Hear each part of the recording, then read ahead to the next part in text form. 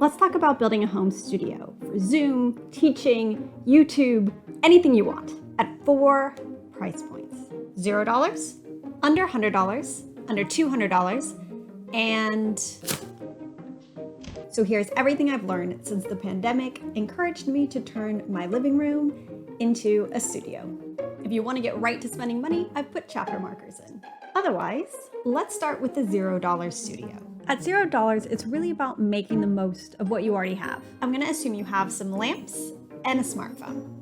The smartphone can be used as a webcam. That's probably better than your laptops. Lots of apps will do this for free, but some of the apps render the video differently than others, like this one, which makes me look super contrasty. So you might have to try out a couple options before you figure out which one makes the most of your phone's camera. Now, what about free lighting? I actually made a whole video on this, which you can check out right here. But let's see what improvements we can get if we're willing to spend up to $100. At $100, what is the single most important thing to get? Just kidding, it's not hard. It's a mic. Listening to audio that sounds like this is going to fatigue your audience in record time, even if it's subtle. I feel so strongly about this that it's the subject of my very first YouTube video ever. And I've linked that up here. Spoiler alert, you can get a great sounding mic, including the one I'm using right here, for about $70. What should we do with that $30 left over? My advice, actually, is to save it. You could go cheaper on the mic and buy a light or two. I wouldn't recommend buying just a background. Let me show you why. Here, I'm using just household lamps. With such a dark background, the household lights just aren't powerful enough to brighten me up. I could try and fix this in post by brightening up the image and making it a bit cooler, but it's still not gonna look quite right. So, if you wanna spend under $100, get a mic and call it a day. But things get really fun under $200. If you're willing to spend up to $200, you can get the studio that I'm using here.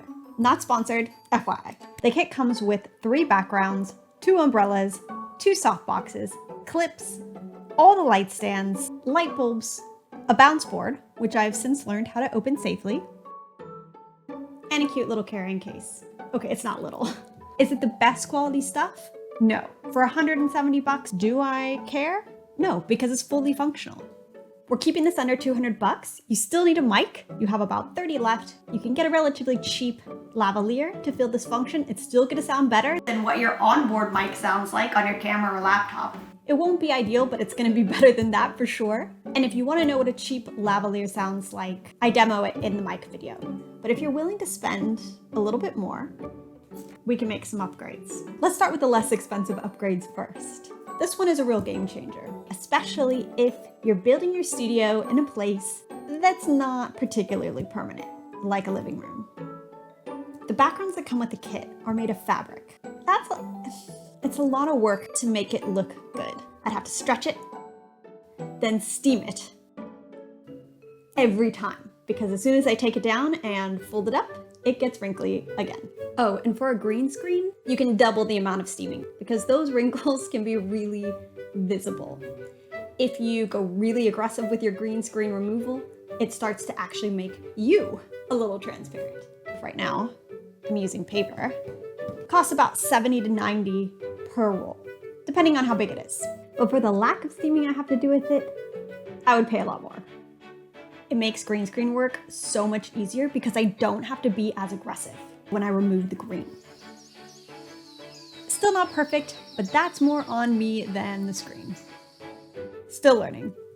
Maybe once I master this, I'll make a video on green screens. Let me know in the comments if you're interested in that. But let's talk about the big upgrade, and that's the camera.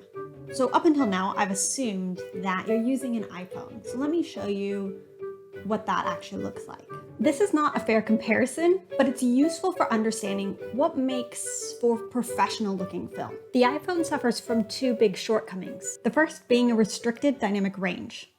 If you think about a gradient from pure white to pure black, the dynamic range is the camera's ability to capture all the variance in between.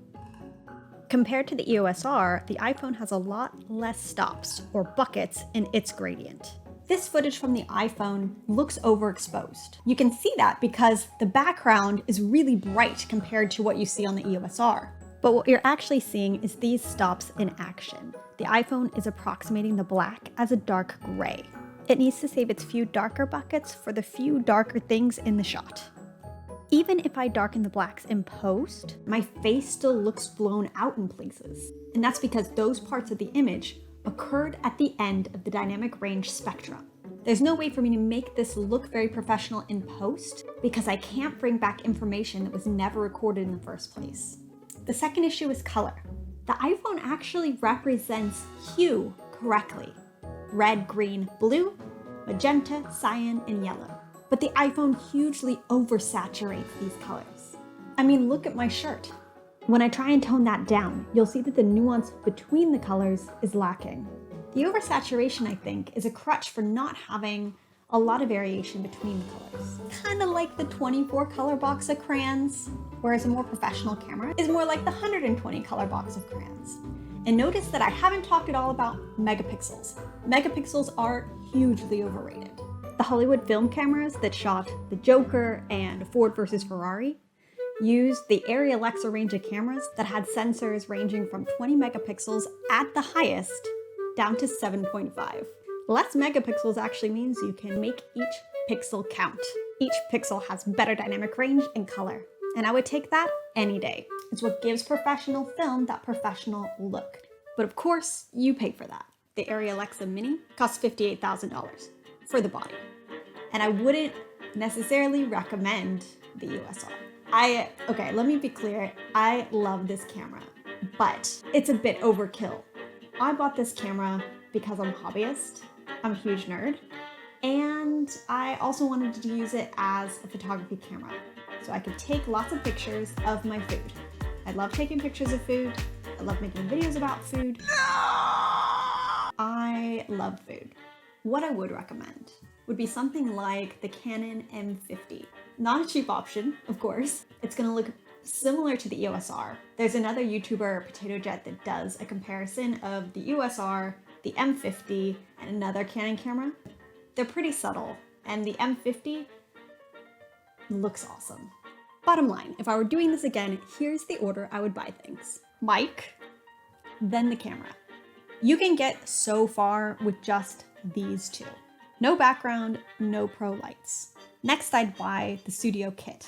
And even though I upgraded parts of this kit, it's still an amazing starter, just the way it is. Especially if you can leave it set up so that you don't have to steam it over and over again like I did. If you want to go full on psycho, you can invest in some color calibration cards that are offensively expensive. There are some cheaper options like the Datacolor Spider Checker, but I don't have access to those, so I can't comment as to whether they work just as well. But Spider Checker, this is a small channel, so I really appreciate your likes, comments, and subscriptions. To my 270 subscribers so far, thank you. And for all the encouraging comments. And let me know what you want to see next. Is it green screens? I kind of want it to be green screens. I don't know if anyone else wants that though. Let me know.